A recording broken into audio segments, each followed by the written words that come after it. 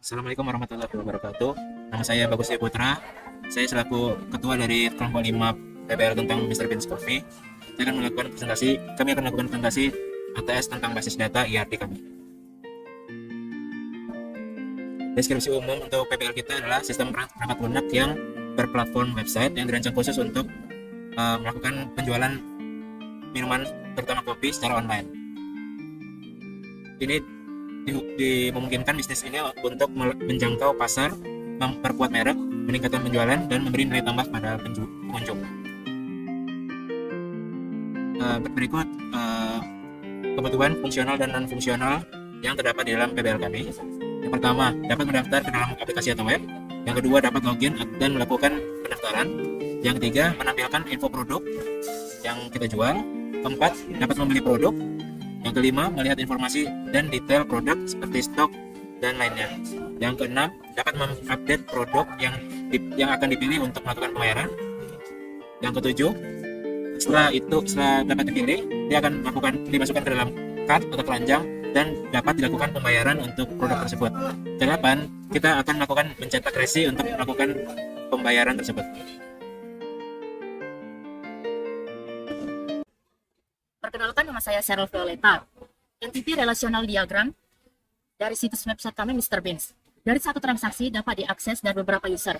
Dan dari satu transaksi bisa menyimpan banyak katalog produk. Banyaknya transaksi yang dilakukan hanya dapat memilih satu pengiriman. Dan satu pengiriman hanya dapat memilih suatu jasa pengiriman yang sudah disediakan. Dari banyaknya jasa pengiriman, bisa memilih jenis transaksi yang akan digunakan. Class Model Relational Table Mr. Bean Coffee Shop yang memiliki atribut primary key dan origin key.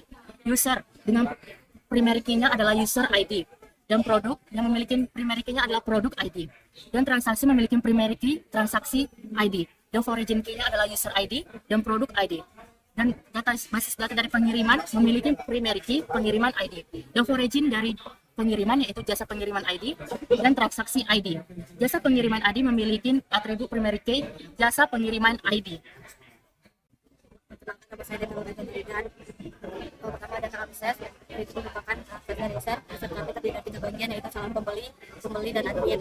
Calon pembeli melakukan registrasi, pengusulan produk, menambahkan kedaftar perizinan, mempunyai tujuan, memperoleh informasi pembelian, berinteraksi dengan komunitas, membaca ulasan produk, dengan promo dan diskon, mengatur laporan catur. Yang kedua ada pembeli melakukan login, pengusulan produk, menambahkan keranjang, pembayaran, memperoleh informasi pembelian, menerima konfirmasi pembelian, melacak pengiriman, dan mengolah akun. Yang ketiga ada admin dari data produk, melihat hasil transaksi pembeli kopi, laporan atau konfirmasi pembayaran, manajemen penggunaan, laporan dan analisis, interaksi dengan pelanggan, optimasi situs web, pengelolaan data, penggunaan routing sistem, dan manajemen kategori produk. Selanjutnya ada registrasi, berikut adalah use case registrasi dari web ini, di mana calon pembeli menekan tombol register, kemudian sistem menampilkan pengisian, lalu calon pembeli mengisi data, username, password, alamat, full name, email, dan nomor HP. Setelah itu calon pembeli menekan tombol submit, kemudian sistem menyimpan data user dan akan menampilkan halaman login. Perkenalkan, nama saya Rajul Kateta Rafli Pasha. Saya akan menjelaskan tabel dari database kami. Yang pertama ada produk. Tabel produk terdiri dari produk ID sebagai primary key, ada juga nama produk, harga, stok, deskripsi, dan gambar. Selanjutnya tabel user. Di dalamnya terdapat user ID sebagai primary key, username, full name, password, email, alamat, nomor HP, dan role. Selanjutnya ada tabel transaksi, di mana transaksi ID sebagai primary key, user ID sebagai foreign key, produk ID sebagai foreign key, di mana user ID dan produk ID diambil dari tabel produk dan user, di mana produk ID juga merupakan primary key di tabel produk dan user ID juga merupakan primary key di tabel user. Selanjutnya di tabel transaksi juga ada total harga bayar dan total bayar, tanggal bayar.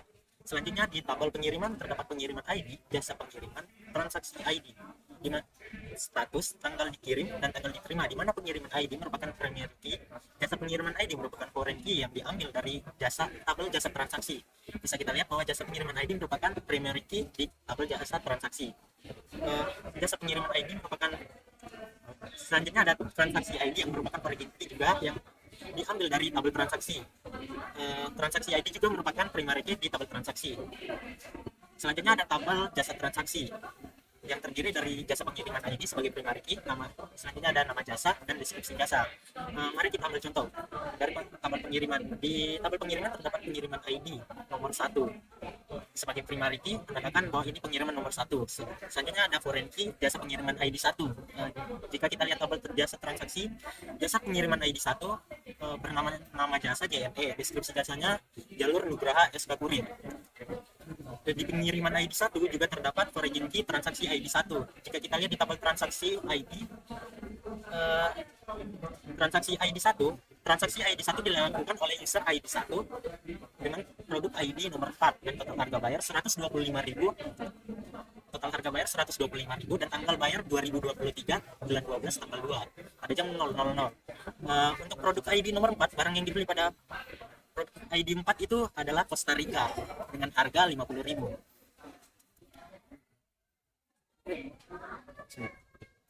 Perkenalkan, nama saya Muhammad Al-Ayubi. Berikut use case dari login. Berikut tampilan login dan juga proses dari login. Pertama, mengklik tombol login, lalu memasukkan username dan password. Kemudian klik submit untuk login. Eksekusi validasi username dan password dengan yang tersimpan di database. Ya dan tidak. Tidak, tampilnya notifikasi login gagal.